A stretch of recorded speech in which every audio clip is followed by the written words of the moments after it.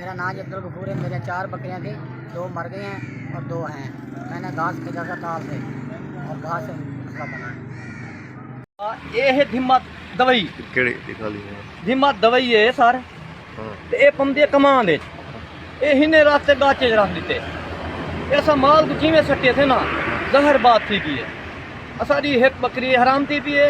बाकी जितने जानवर हैं मैं रात 7-8 हज़ार रुपये की दवाई की दी। हम जानवर बच्चे अल्लाह अल्लाह करते लोगों का ढेक नुकसान थे। कहीं का जानवर गऊ मरिए, माल मरे, बकरियां मरे, बकरे हराम थे दवाई की वजह को। टाल का क्या नाम है टाल का नाम है सर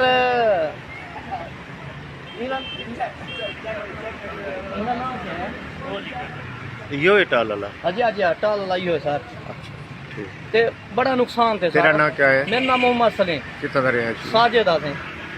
मेरे मालूम कुछ नहीं है। मैं पकड़ी आज से मैं तो सलीम आसान से पकड़ी है सलीम बना दी बस।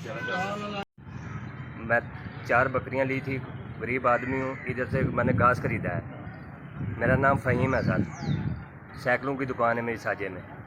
मैंने 4 बकरियां ली थी, इधर से मैंने घास खरीदा है। जहरीला घास था। मैंने अपनी बकरियों को जाके डाला है।